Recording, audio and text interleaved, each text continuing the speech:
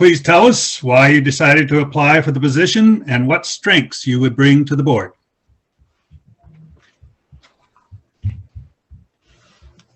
Thanks, Mark. I've been retired from the active duty military for about 5-6 years now, and it's been my intent all along to find a niche to volunteer and serve the community and the nation in a new way. I'm very blessed in that my husband is also retired from the military, and financially speaking, we're well off. We don't need to work for money. So it's our intent to find a place within our new community. We've lived here in Battleground about 2 years. We wanted to find a place where we can give back a little. And we've been active in our church, and we've been active with the food distribution that's going on through the Battleground Education Foundation. But I was ready to step it up a little bit. And I think that what I would bring in terms of strengths to the position is 30 years of leadership experience, management experience. I think probably my strongest suit is team building. And in the military, that is probably tested, maybe more so than in many cases. People come from all diverse walks of life, and when you're trying to lead a team to success, one of the most important things is figuring out each and everybody's strengths and weaknesses and melding them together in such a way that everybody is bringing as many strengths to bear on the problem as possible. And I'd like to think that I'm pretty good at that. Great, thank you very much. Okay, our second question. What experiences have you had on other boards or in management or in other leadership positions? You spoke to that a little bit. And there's a second part to this question. What are the 3 most important attributes for a school board director to possess? Good question. Make sure I've got all the pieces of that. Okay, as far as other boards, I did serve 2 years on the Anchorage School Board. I was the military liaison, so I was a voting member, but it was not an elected position. I was nominated by my commander to fill that. At the time, I had 5 school children in Anchorage Public Schools, and my director was responsible for filling the position, and he nominated me, and I was very glad I did. At the time, I didn't think I had it in me to continue to go to all those weekly meetings and listen to all the testimony and work on all the problems. But I was very glad that I did so because, as you can imagine, the military is a fairly large chunk of the population in Anchorage. However, compared to the number of kids who were not military, we were a minority. And it was interesting to try to represent a minority population within the context of a larger not minority population. Some of our problems were fairly unique. So I have some experience. This would be my first elected position should you accept me, first of all, and then should I choose to be running. I've never run a campaign before, so that would be something new. Again, I spoke a little bit about the leadership. Throughout my career, I rose through the ranks. I commanded as a captain, a company of about 200 people. And then as a colonel, colonels can command up to 6,000 people. My unit was never that big. I worked with the Corps of Engineers, and basically I was in charge of a whole bunch of people that were engineers and accountants. And so I managed a big budget and constructed a lot of construction throughout Afghanistan in this particular instance. As far as 3 most important attributes, probably say, because it's a volunteer position, organization, you would have to be very organized and attentive to time constraints. There's a whole lot of data from what I've been able to see so far in my research on what you all do in terms of budget numbers and various resource scarcities. I think you would have to be very organized to have all the data at your fingertips and be able to synthesize the data and go through it in such a way that you could formulate a strong opinion from the data at hand. I think budget experience would be very important, considering the particular issues that this school board is dealing with at the present time. I think the third attribute would be communication skills.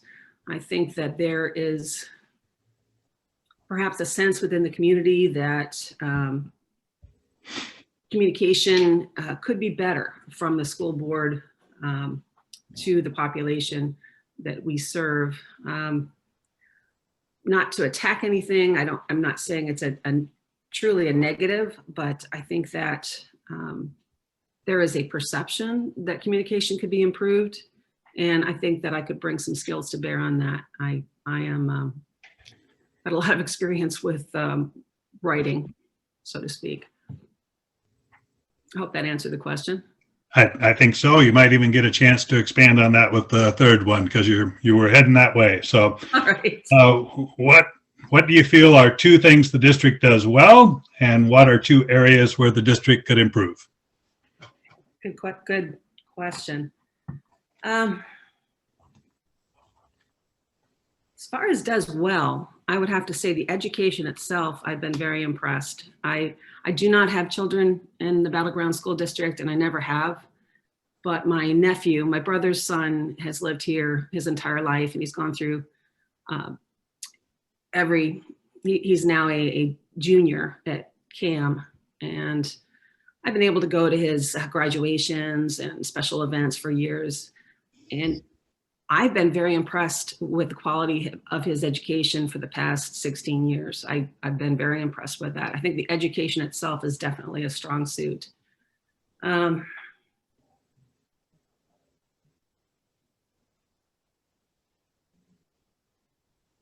think the leadership that Mr. Ross has provided has been a strong suit as well. I don't feel that, I guess that kind of leads to a negative as well. I think that the leadership has been there, the organization has been there, but for some reason we're not reaching the population as far as getting this levy across the finish line. And I don't know enough, I can't pretend to know enough of the details of the situation to prescribe a solution, but I would like to think that with communication and with perhaps improved communication and explaining the norms of the state in such a way that people understand that what we're asking for is not unusual, it's not above and beyond. I'm not exactly sure why it's not being understood, but it seems from what I've been able to glean from public forums that it's not, that there's just too many voters that are saying, not a penny more until, I fully understand the numbers. And I think the communication's been pretty good, but for whatever reason, it's not reaching everybody.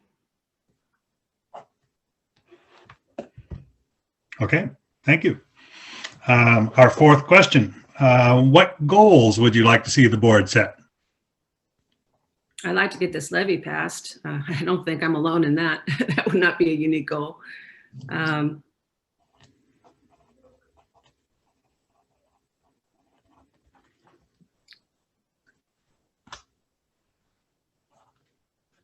I think that goal is so overarching right now that I'm pretty much stopped at that point. And again, I'd refer back to the communication, getting the communication to the point where the voters are fully on board and we don't have to keep squeaking by year after year on a very slim margin of people that are voting to fund the program that we're trying to get funded. Okay, great. So our fifth question, what kind of a time commitment can you make to the work of the board, such as additional meetings if we have them, time to engage the community in two-way discussions about issues, or time away from work to attend conferences, training, and workshops? As I said earlier, I'm fully retired at age 57, so I have the ability, I have the blessing of time. I have time as a resource. My constraints would be limited to other volunteer activities. I will say that my three children are all on the East Coast, and that leads me to travel fairly frequently to the East Coast, but I could attend sessions. Certainly in this forum, I could attend sessions, and I would like to say that I could plan my travel around these events as needed.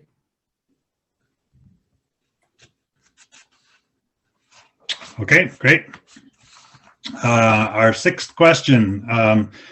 You've done a little bit of this, but maybe you could expand. Tell us about your interactions with Battleground Public Schools and share with us any perceived or real conflicts of interest. I'll start with the latter part first. I have no conflicts of interest. I know, personally, I don't know any teachers within the system. I have very, very few contacts with anybody because I'm a relative newcomer here. I've only lived here for almost 3 years now. So no conflicts of interest. And again, Mark, the first part of that question? Yeah, just tell us some of your interactions with Battleground Public Schools. You shared a little bit about CAM. Mostly through my nephew's journey through the school system. And he started, now the name of the school is escaping me, but yeah. Anyway, just through Nick. I've really not had any other exposure to Battleground Public Schools at all. Okay. Our seventh question is, do you believe that once the school board has made a decision, all board members should support the will of the majority? And why or why not?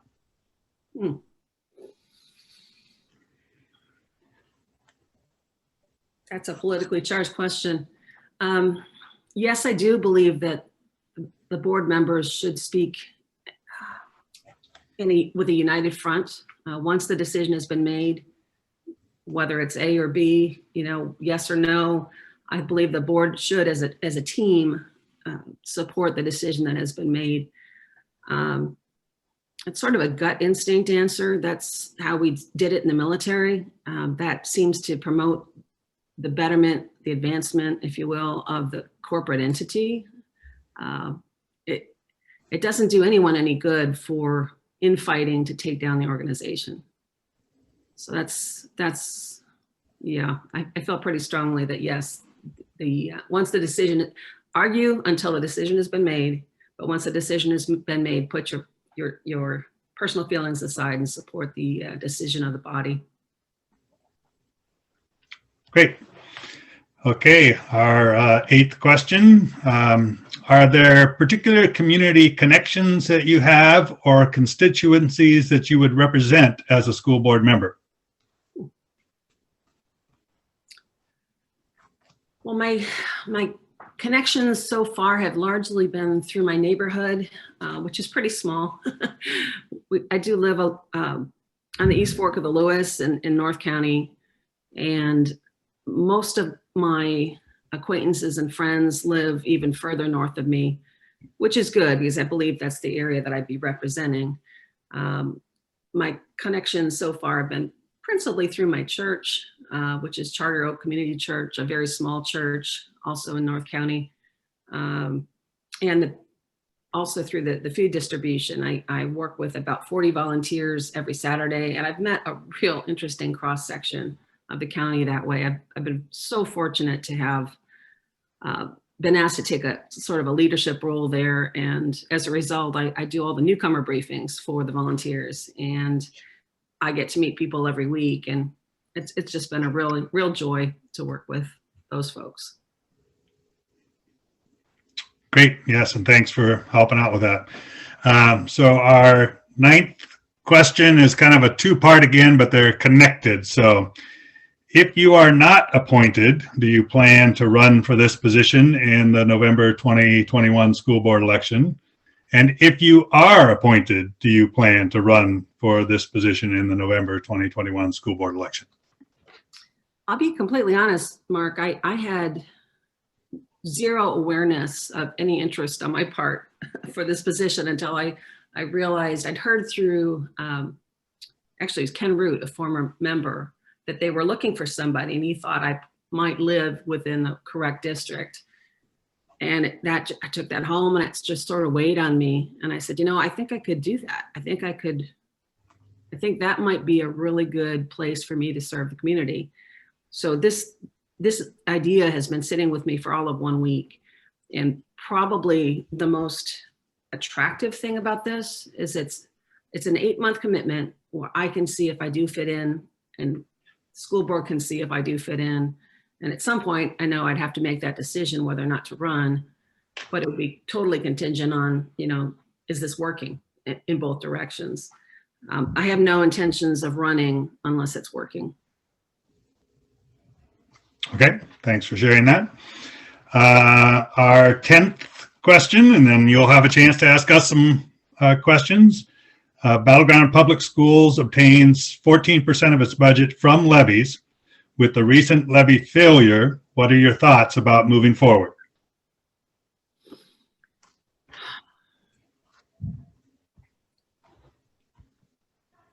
Again, I don't have access to all the details as of yet, but my assessment of the situation so far is that we really have no choice but to run the levy again. The money is obviously needed. The cuts would be catastrophic. And again, I would point to the communications. If we could somehow make people understand just what it would cost in terms of cuts to the programs, then perhaps this levy would be successful. And I've read what Mr. Ross has put out, and I know that the attempts are there. I just don't see any other way forward other than pressing to run the levy again. Okay, great. Well, this is your turn to ask any questions of us that you would like to.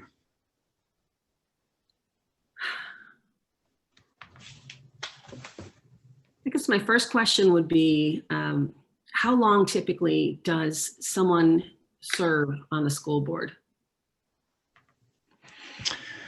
That depends if your name is Monty. Yeah. 12 years, Michelle. 12 years. You're committed to like 12 years. There's statistics from across the nation and in Washington State, and then there's what goes on here in Battleground, and there's a wide variety there. So we just you're applying for a position of one of our longer running members who was there for 12 years. I think the average is a little over a term, but so some of us hope to get past that. And anybody else want to chime in? It's just good if you can outlast the superintendent. That's a good thing. Well, since Mark is retiring, Michelle, you're okay. Yeah, sounds like that part's almost a given. Yeah. You'll make it.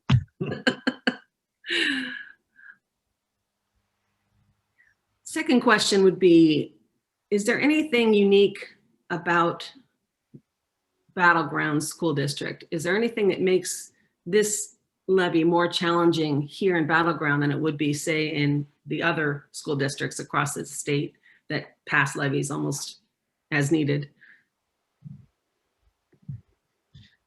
I'll try answering that a little bit. I've lived in this community for 30 years.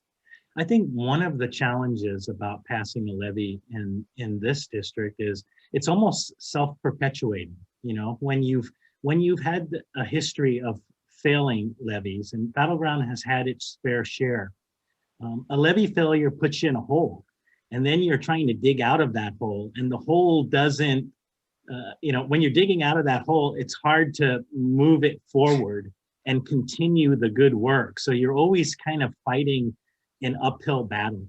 I totally agree with you, Michelle, when you talk about the importance of communication and reaching out and connecting with our with the community and hearing what their concerns are and what their needs are.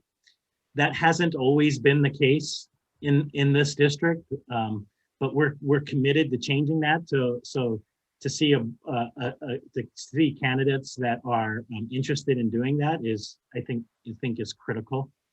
But that's my take on it. It's also a hard community because it's so big geographically, you know, versus other places. And so it's hard to figure out what are those connecting issues, because the needs of the south part of the district or the central part of the district may be different than the needs of the northern part of the district. And so that makes it challenging in itself, finding that unifying message that fits for the entire community, from rural to suburban to, you know, closer to Vancouver and the city. So that's what I see. Yeah, I was going to just ditto that what Mr. Waters said, and I think that's the great uniqueness of Battleground, that it is a diverse district, that we encompass all the way from the north end of Vancouver up to Mount St. Helens, and I love the diversity of the people, the diversity of the different communities, but it does present itself with challenges, particularly around bonds too, and levies, because of the different needs of the different areas of the community. But that is one thing that does make us unique. You can drive out into our beautiful country up north, and but then you're close to an urban area in Vancouver and actual movie theaters if you want to. So you can even find a Starbucks. So it's uniqueness is also sometimes our disadvantage.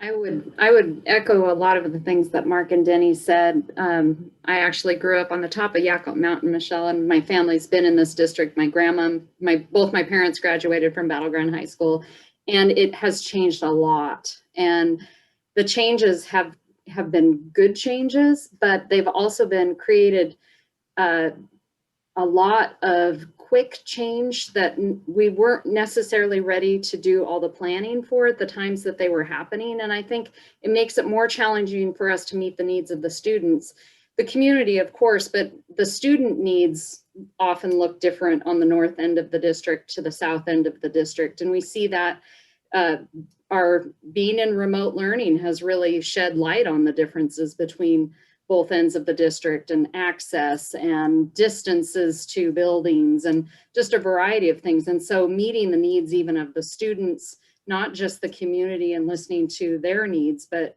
I think being responsive to the student needs are challenging for us, and to communicate those being different on one end than the other.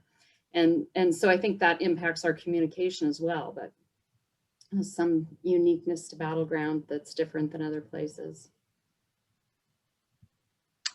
And I would add, Michelle, I think if you did look around the state and say, who are those other districts that sometimes, like Battleground, struggle a little bit, it's oftentimes because they don't have a real strong industrial base. It's property taxes to each individual family. So we don't have some of the electronics firms out in Camas, or the port down in Vancouver, or some of the things you see on the east side of the county. And you're right, then that communication with those people that are paying the bill is super important.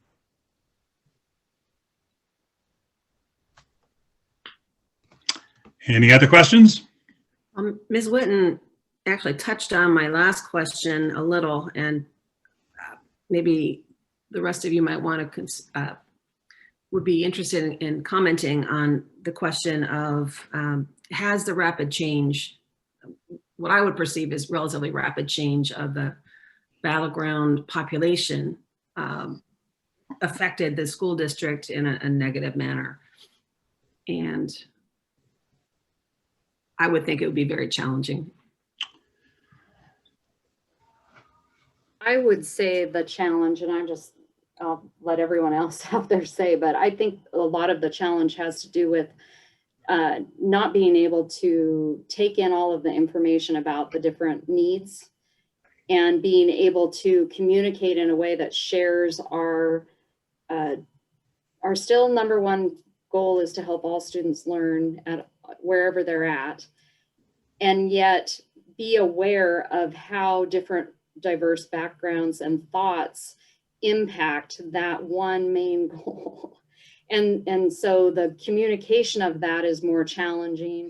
I do think there are times where we're really impacted by a change that happens, whether it be road systems or subdivisions coming in and those kinds of things that are outside of us and projecting down the road, because we have had a history of not passing levies for a very long time. And so oftentimes it'll feel like we get caught up and then we don't, and then we get caught up and then we're back where we were. And so there is this push-pull.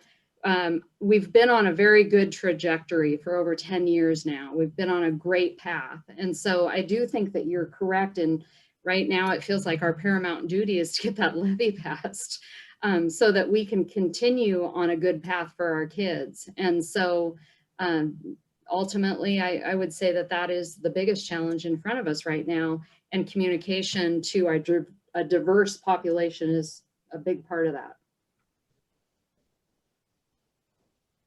Great. Yeah, I'd echo some of that. And, you know, it kind of all ties together from the size of the district to the diversity of the district, from a facility standpoint, from a communication standpoint, a sense of community. When, you know, when something grows fast, it fragments, you know, it's harder to reach all those different sections of the community.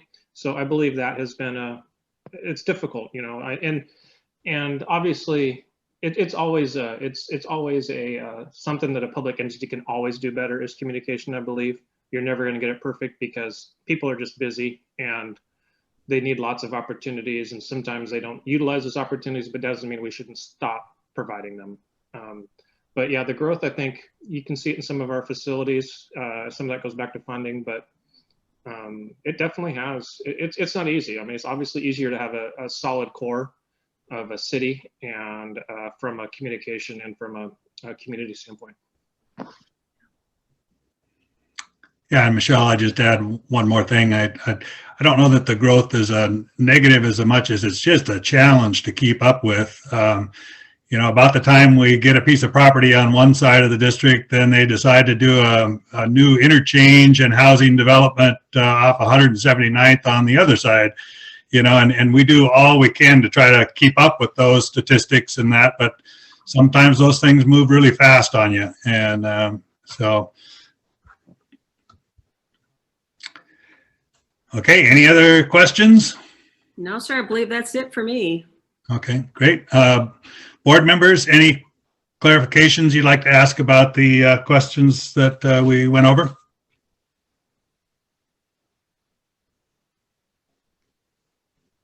Yeah, I had one. Somebody's going to jump ahead. First of all, thank you for your service. And I was especially curious if you could expound on your time on the board. And you mentioned you represented a minority population. And I was just curious, maybe if you could give us some learnings from that, as far as what learnings you took from that representation. So military children, you got to picture the time. This is before Iraq and Afghanistan, but post Bosnia.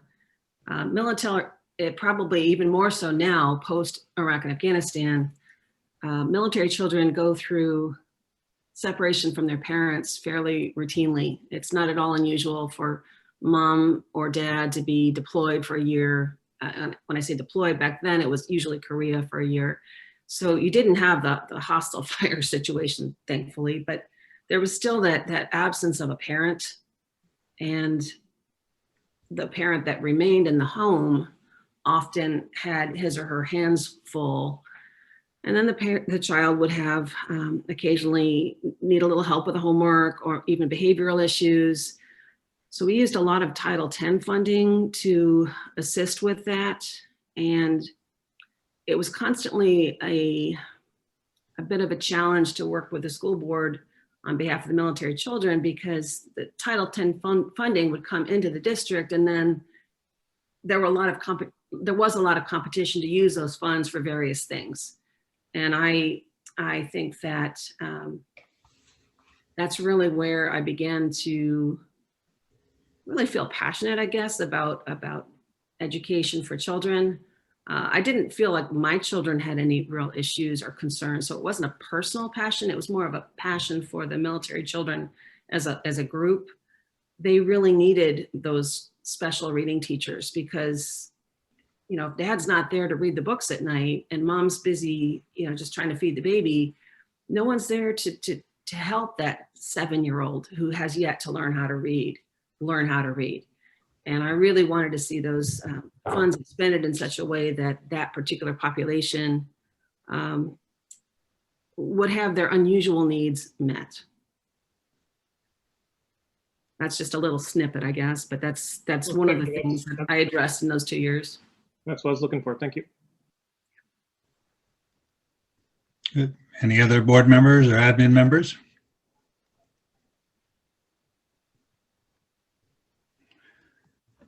Okay, hearing none. Michelle, again, thank you so much for showing interest in the position and putting in the application. We've got 2 more interviews to go about the same length as here, and we do plan on going into executive session and going over all those 4 interviews, coming back into open session, and then have a nomination and vote by the board at that time, and we'll be contacting people right away. Just for your information, there's a short turnaround time of getting the person ready for a Monday, March 8th meeting at the regular time, thankfully, 6 o'clock. So that's kind of our time frame coming forward. Great. Thank you very much for considering my application. It's been a pleasure to meet each of you. Yeah, thank you very much, Michelle. Great. Thank you, Michelle. Again, you. thank you for your service as well. Yeah. Thank you very much. For your service and for the interview. Bye now. Bye-bye. Okay.